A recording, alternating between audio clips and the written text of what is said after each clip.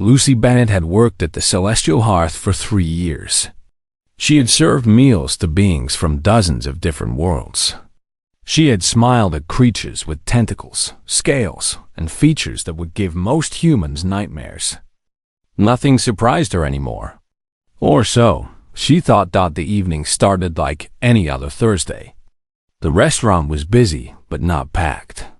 Soft music played in the background. The lights were dim enough to feel fancy, but bright enough to read the menu. Lucy was wiping down a table near the back when the front doors opened. The entire restaurant went silent. 4 figures walked in. They looked human at first glance. 2 men and 2 women, all tall and beautiful in an almost painful way. But Lucy noticed things that others missed. She always had. It was a skill she had learned young, back when noticing small details meant the difference between a calm evening and a terrible one. The way the first woman moved was wrong. Not bad wrong, just not human.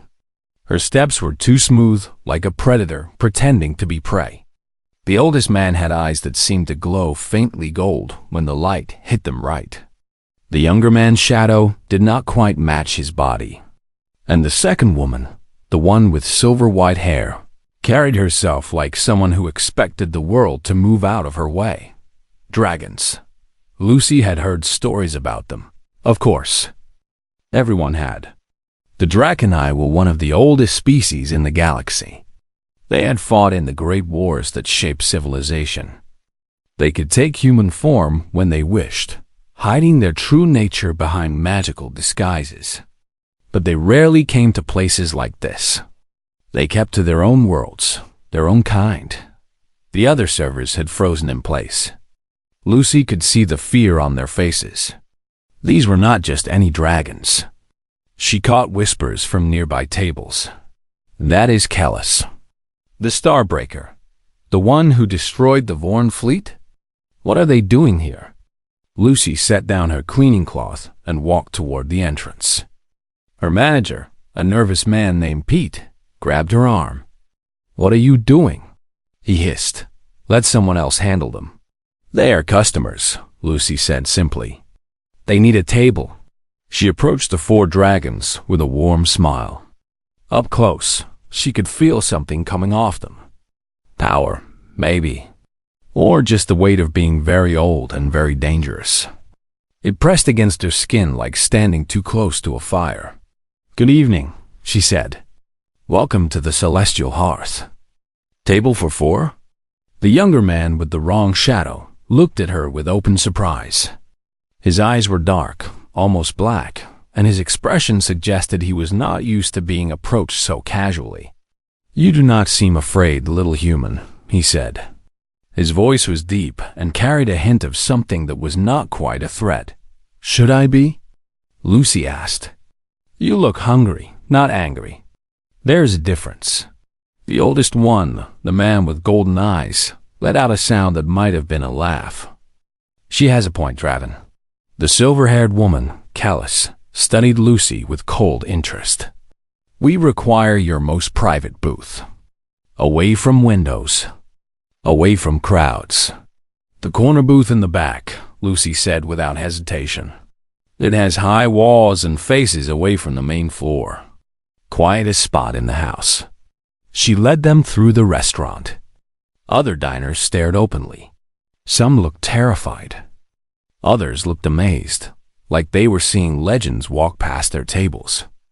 The dragons ignored them all. Lucy seated them and handed out menus. Can I start you with drinks? They ordered. Draven asked for the strongest alcohol they had. The older man, who introduced himself as Sareth, requested hot tea. The bronze-scaled woman who had not yet spoken asked for water. Callus wanted nothing. As Lucy wrote down their orders, she studied them the way she studied everyone. It was automatic now. She could not turn it off, even if she wanted to. Sareth kept glancing at the exits.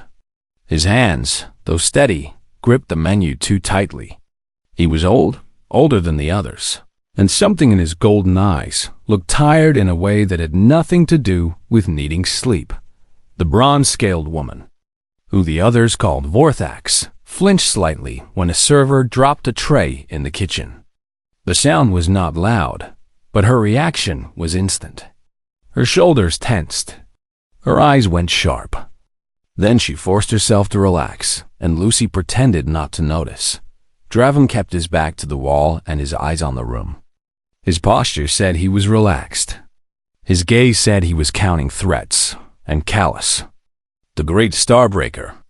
She sat perfectly still, like a statue carved from ice. But her fingers tapped against the table in a rhythm that spoke of restless energy. With nowhere to go, Lucy had seen these signs before. Many times. In her father, mostly. And in the other veterans who used to visit their home when she was young. Men and women who jumped at sounds and watched doors and never quite came home from the wars they fought. She brought their drinks and took their food orders. She was efficient and warm without being pushy. She refilled water glasses before they were empty. She did not hover, but she was always nearby when needed. The meal passed without incident. The dragons spoke quietly among themselves in a language Lucy did not understand. But she caught their glances in her direction. They were watching her too, trying to figure her out. When they finished, Lucy brought the bill. Draven reached for it, but she placed it in front of Sereth instead. The old dragon raised an eyebrow. The eldest usually pays in dragon custom, yes? Lucy said. Silence. Then Sereth smiled, showing teeth that were just slightly too sharp. You know our ways. I read a lot, Lucy said. It was not entirely a lie. She left them to settle the bill. A few minutes later, they rose to leave. Draven paused at her station on the way out. You are strange, human, he said. I get that a lot. He almost smiled. Almost. Then he followed the others out. Lucy cleaned their table. Under the payment chip, she found the bill with a note written in a flowing script. It said, "Adequate service. We may return." She smiled to herself. High praise from a dragon. As she pocketed the generous tip, she noticed they had left a corner booth slightly rearranged. The chairs were positioned so every seat had a view of the door. Lucy straightened the chairs back to their normal positions. Then she paused. She thought about it, and she left them the way the dragons had arranged them. On the back of the receipt, she wrote her own note.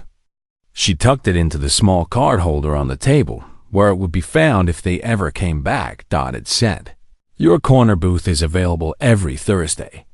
It is the quietest spot we have." She did not know if they would return, but something told her they would, and Lucy Bennett always trusted her instincts. 3 weeks passed. The dragons came back every Thursday without fail. Lucy learned their preferences quickly. Sereth liked his tea hot enough to burn human hands. Vorthax always ordered the same dish, a spicy meat stew that reminded her of something from home, she once said. Draven tried a different drink each time, as if testing the restaurant's limits. And Callus never ate much, but she always finished her food down to the last bite, like wasting it was a crime. The other servers still refused to approach their table. That was fine with Lucy. She liked serving them. They were quiet, polite, and tipped well. More than that, they were interesting. She caught fragments of their conversations. Stories about places she would never see. References to events that happened before humans even reached the stars. They were also broken in ways. They tried very hard to hide. Lucy recognized the signs because she had grown up with them. Her father had been a soldier in the border conflicts. He came home when she was 7 years old. But in many ways, he never really came home at all. He was there in body. His mind was somewhere else, stuck in memories that would not let him go. She learned young how to move quietly, how to never slam doors, how to read the tension in a room before it exploded. These skills kept her safe as a child. Now they made her very good at her job. On their 4th visit, something changed. Lucy heard the news that morning. A diplomat from one of the outer colonies had given a speech. He called dragons relics of violence and weapons that should have been put down after the war. The speech went viral across the station. Everyone was talking about it. When the dragons arrived that evening, Lucy could see the change in them immediately. Their glamours, the magical disguises that made them look human, seemed thinner somehow. Draven's shadow kept flickering. Vorthax's eyes had a golden glow that would not fade. Even Callus, always so controlled, had a tension in her jaw that spoke of barely contained rage. The restaurant had fewer patrons than usual. Word had spread that the dragons were regulars here. Some people stayed away out of fear. Others stayed away out of the same hatred that the diplomat had voiced. Lucy greeted them at the door, as always. "Your usual booth is ready." Callus nodded stiffly. She did not speak. None of them did. Lucy led them to their table. She noticed that Vorthax was walking with her hands clenched at her sides. The bronze-scaled dragon was usually the calmest of the group. Tonight she looked ready to explode. "I will bring your drinks," Lucy said.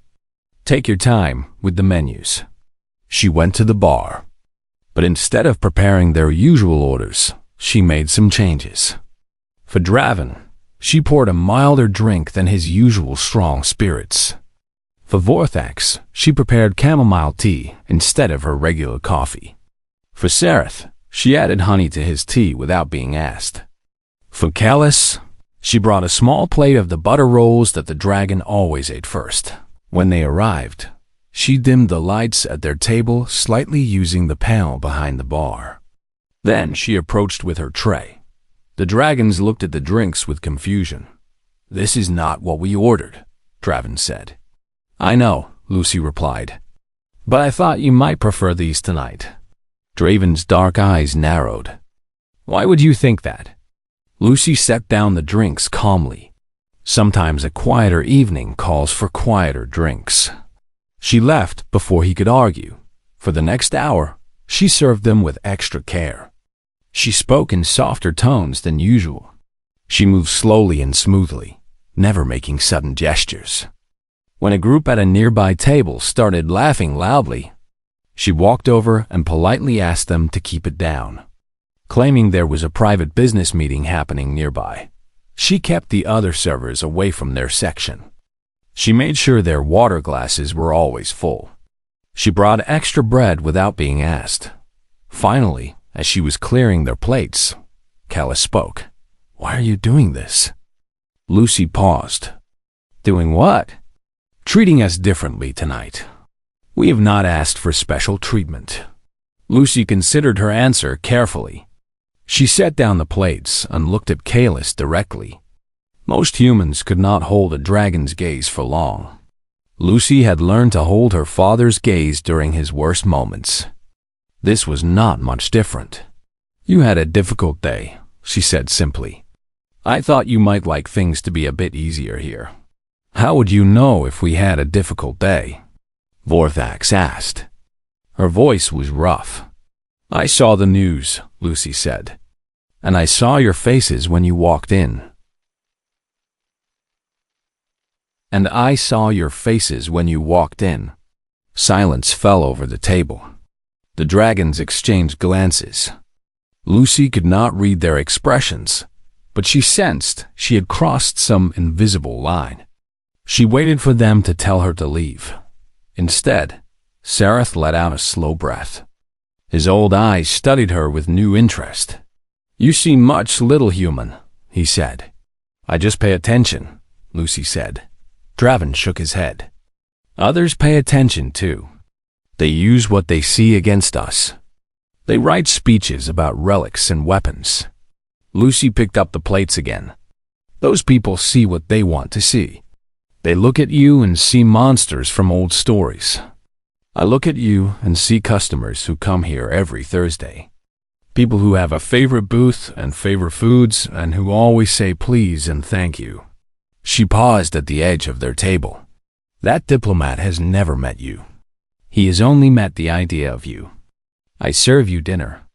There is a difference." She walked away to bring their bill. Behind her, she heard Vorthax say something in the dragon language. Sareth responded. Then, surprisingly, Draven laughed. It was a short sound, rusty like he did not use it often. When Lucy returned with the bill, the tension at the table had eased slightly. Not gone, but better. Manageable. Sareth caught her eye as she set down the bill. "You remind me of the healers from the old wars," he said. "The ones who worked in the field hospitals. They could sense wounds that did not bleed." Lucy did not know how to respond to that. So she just smiled and said, "Let me know if you need anything else." As she walked away, she heard Callus speak quietly to the others. "Perhaps humans are more observant than we assumed." "Perhaps this human is," Draven replied. "The rest of them still stare at us like we might eat them." "Give them time," Sareth said. "Give her time. I suspect Lucy Bennett has more surprises for us yet." Lucy pretended not to hear, but she smiled to herself as she returned to the bar. The dragons stayed later than usual that night. When they finally left, Draven stopped at her station. "Same time next week," he said. It was not a question. "I will save your booth," Lucy replied. He nodded once and walked out. For the first time, it almost felt like a farewell between friends. Almost. Victory Day came on a Thursday. The whole station was decorated for the celebration. Banners hung from every corridor. Lights flashed in red, gold, and white. The anniversary of the war's end was the biggest holiday of the year. Everyone celebrated the peace that had lasted for 2 centuries. Everyone except those who had fought for it. Lucy arrived at work early. The celestial hearth had been transformed. Streamers hung from the ceiling. A band was setting up in the corner. The special menu featured dishes named after famous battles. The observation windows had been cleaned so everyone could watch the fireworks scheduled for later that night. She found Pete in the back office, looking nervous. "The dragons called ahead," he said. "They are still coming tonight." "Of course they are," Lucy said. "It is Thursday.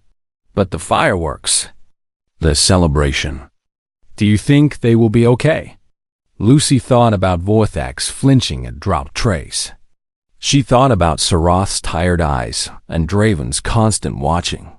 She thought about Callus, who never spoke about the war even when the others mentioned it. "I will handle it," she said.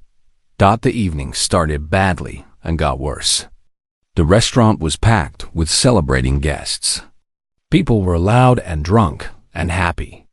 The band played songs that Lucy did not recognize, but that made some of the older patrons stand up and salute. The dragons arrived at 7. Their usual booth was waiting, but the restaurant around it was chaos. Lucy met them at the door. She saw immediately that this was a mistake. They should not have come. Vorthax looked pale under her bronze skin. Her glamour kept flickering at the edges. Draven was wound so tight he looked ready to snap.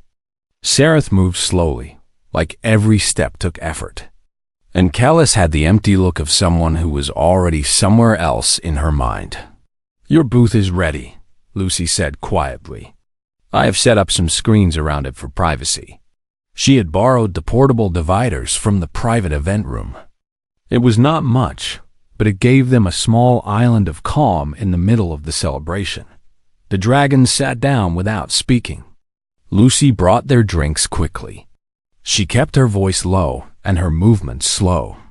She turned down the lights in their corner as much as she could without it being obvious, but there was nothing she could do about the noise, or the music, or the increasingly loud countdown to the fireworks.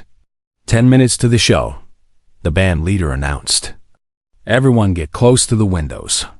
You do not want to miss this." Vorthax's hands started shaking. Lucy watched from the bar as the bronze dragon gripped the edge of the table. Her knuckles went white. Her eyes had taken on a golden glow that would not fade. The other dragons noticed too. Sareth put a hand on her arm. Draven leaned in and spoke urgently in their language. Callus just watched. Her face showed nothing. 5 minutes to fireworks. The announcement came. Vorthax stood up suddenly. Her chair scraped back loudly.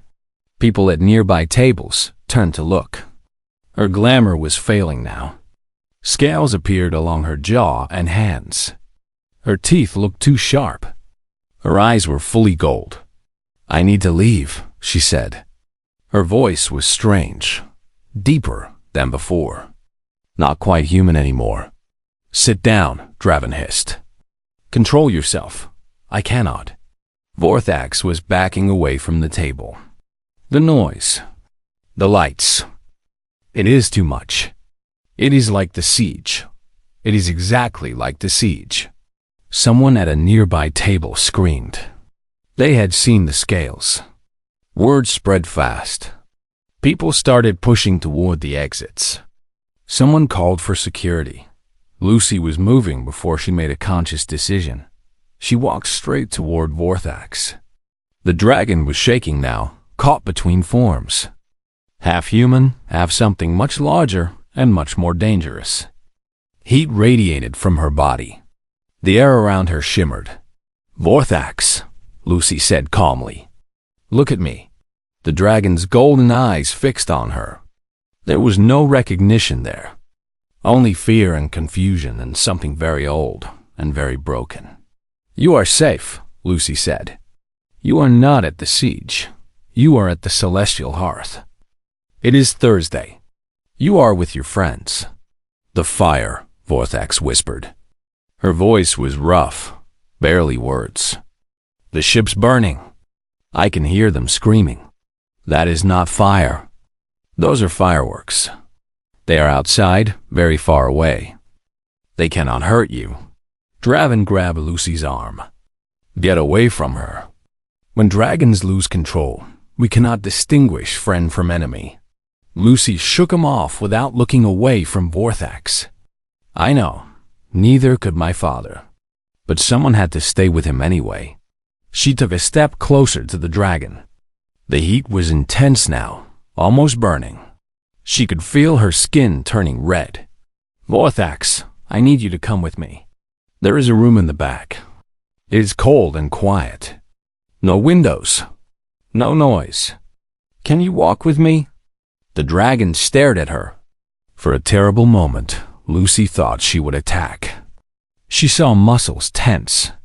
She saw claws extend from fingers that were no longer quite human. Then Vorthax nodded jerkily. Lucy took her hand. The scales were hot against her palm, but she did not let go.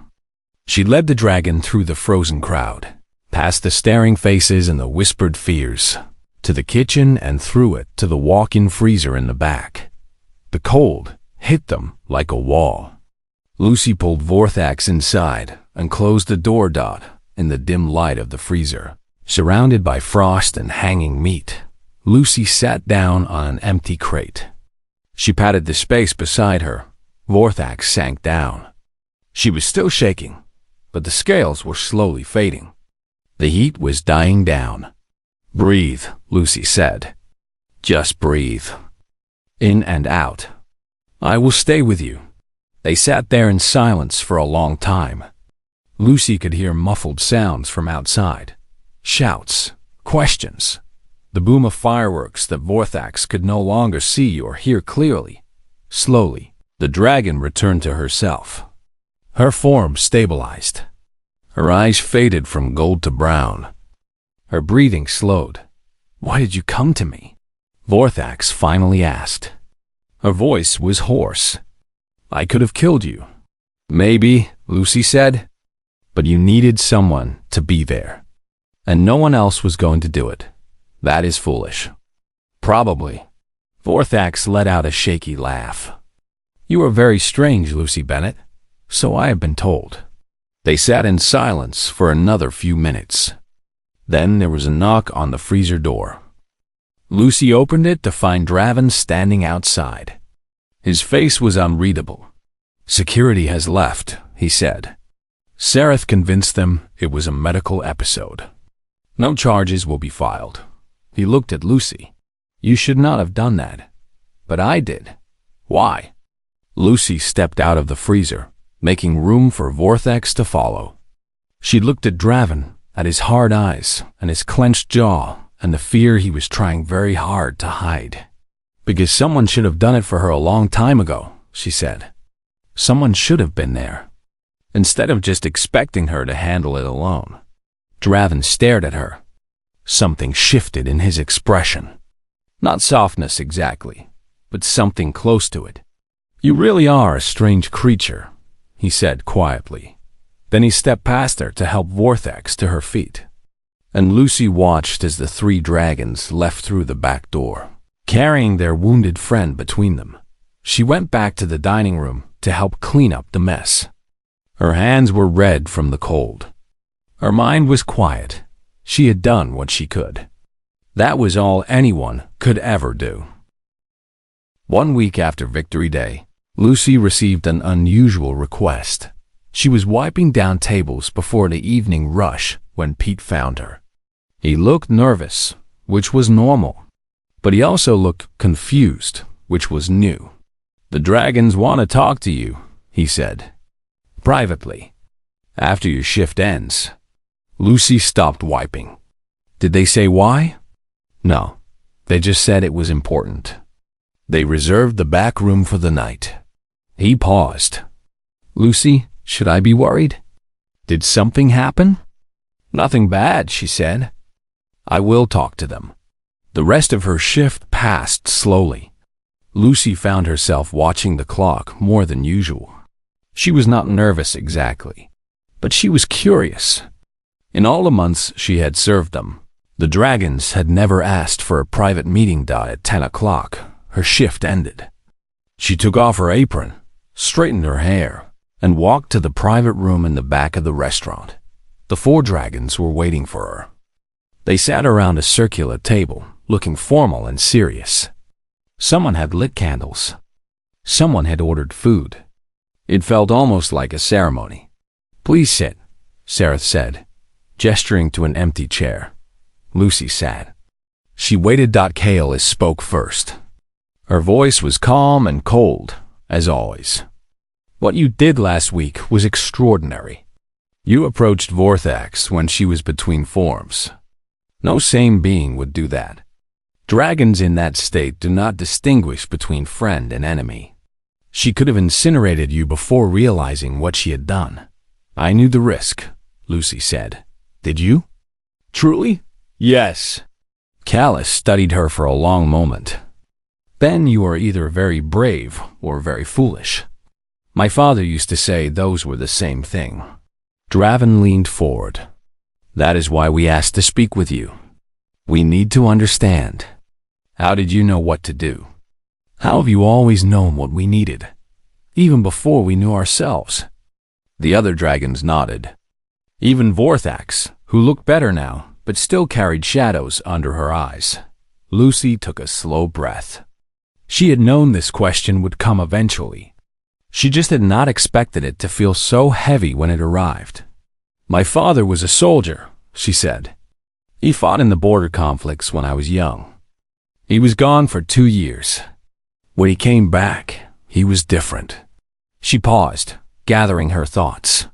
He looked the same. He sounded the same. But something behind his eyes had changed. He jumped at loud noises. He could not sleep without the lights on.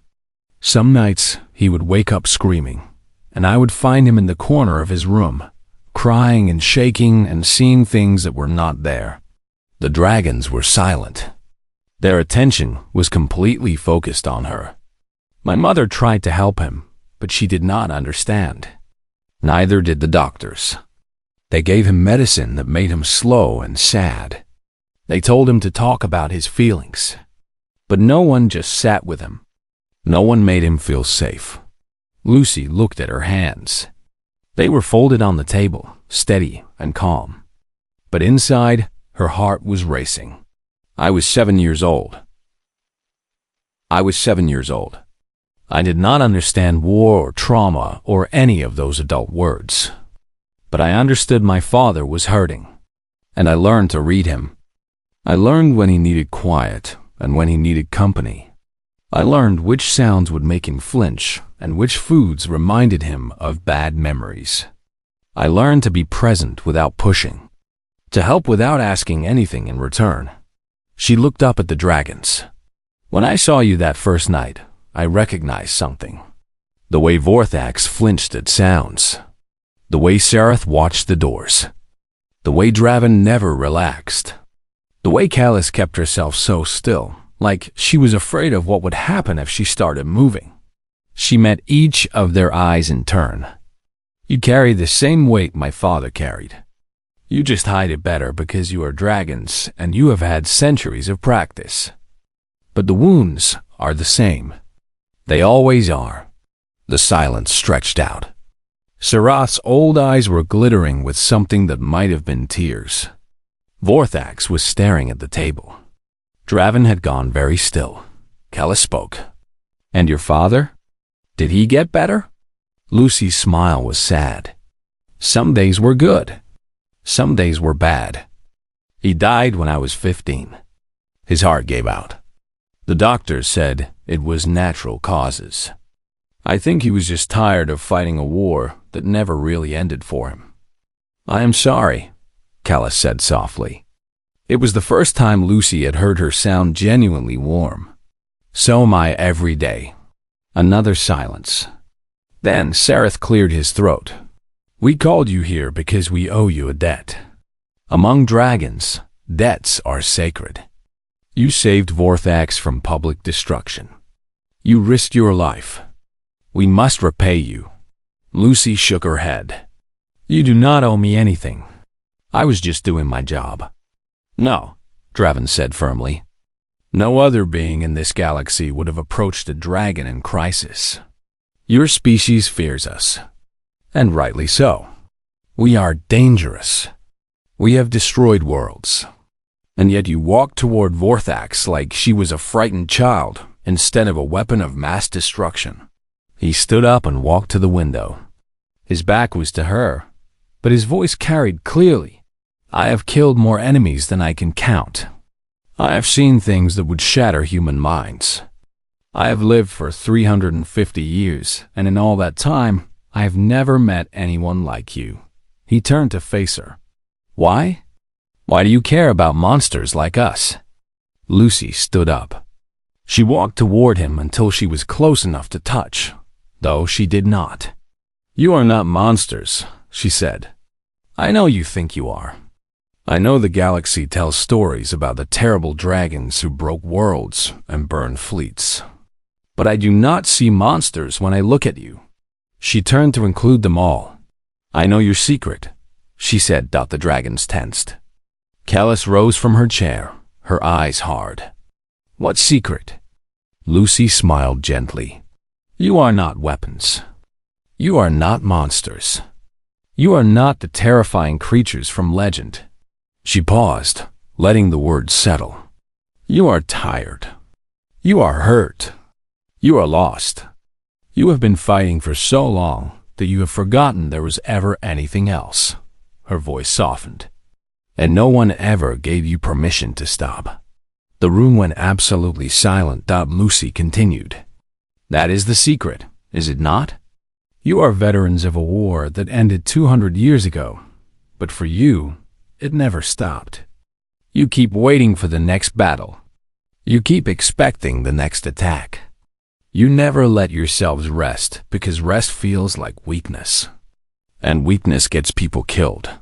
She looked at Callus directly. You destroy yourself slowly, day by day, because you do not know how to be anything other than warriors. And you think you do not deserve peace because of the things you did to win it. Callus was crying.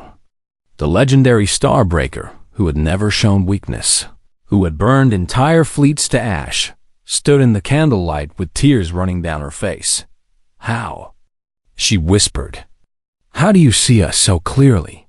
Lucy reached out and took her hand. Because I have been looking at soldiers all my life. And you all have the same eyes." For a long moment, no one moved. Then Vorthax stood and joined them. Then Sereth. Then, finally, Draven. The five of them stood together in the quiet room. No words were needed. Lucy held Kaelus's hand, and the dragon held hers back. And something that had been broken for 200 years began slowly to heal. 6 months had passed since the night Lucy told the dragons their secret. Everything had changed. And nothing had changed. Lucy still worked at the celestial hearth. She still wore her apron and carried her notepad and smiled at customers. But now, on her days off, she went to Vorthax's apartment to learn dragon meditation. On weekends, she taught Sereth how to make human comfort food. On quiet evenings, she sat with Draven and listened to stories from the old wars that he had never told anyone else. And Kaelus. The cold, distant Starbreaker had become something unexpected. A friend, a protector. Sometimes, late at night, they would sit on the observation deck and watch the stars in comfortable silence. The dragons had become part of her life. She had become part of theirs. Then the offer came. The Golden Table was the finest restaurant on Station Meridian. It served diplomats and royalty from across the galaxy. When they offered Lucy a position as assistant manager, it was the opportunity of a lifetime. Better pay, better hours, a real career instead of just a job. "You should take it," Pete said when she told him. "You deserve better than this place." "I like this place," Lucy said, but she could not stop thinking about the offer. That Thursday, the dragons noticed immediately that something was wrong. "You are distracted," Sarah said as she brought their drinks. "Your smile does not reach your eyes. It is nothing." "It is clearly something," Draven said. "Tell us." So she told him about the Golden Table, about the opportunity, about the decision she could not make. When she finished, silence fell over the booth. The dragons exchanged glances. Then Draven spoke. "You should take it." Lucy blinked. "What?" "The position. You should accept." His voice was flat, almost harsh. "We do not need a caretaker. We have survived for centuries without human assistance. We will continue to survive." "Draven," Vorthax said warningly. "No, she needs to hear this." He turned to Lucy, his dark eyes hard. "You have done enough. More than enough. But we are not your responsibility. We are not your broken father who needs protecting. We are ancient beings who ruled the stars before your species left its cradle world. We do not need you." The words hit Lucy like a slap. She took a step back, but then she looked closer. She saw the tension in Draven's shoulders, the way his hands gripped the table, the flicker of something painful behind his hard expression. She had seen this before, many times. Her father used to push people away too. It was easier than admitting he needed them. "You are doing it again," she said quietly. "Doing what?" "Building walls. Pretending you do not care so that it will not hurt when I leave." She sat down across from him. "My father did the same thing. Every time someone got close, he would find a reason to drive them away. He told himself it was for their protection. Really, he was just scared." Draven's jaw tightened. "I am not scared of anything." "No? Then why are you trying so hard to make me leave?" He did not answer, but his silence was answer enough. Lucy reached across the table and put her hand on his. The gesture was simple, but it made the ancient dragon freeze. "I do not want to leave," she said. "The Golden Table pays better, but they do not have all of you. And you matter more to me than a fancy title." Before Draven could respond, alarms started blaring. The restaurant fell into chaos. Through the windows, Lucy could see crowds running through the corridors outside. Smoke was rising from somewhere in the lower levels. "What is happening?" she asked. Sereth had already risen to his feet.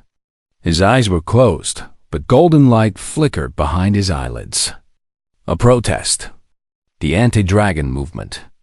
It has turned violent. There are fires in the commercial district.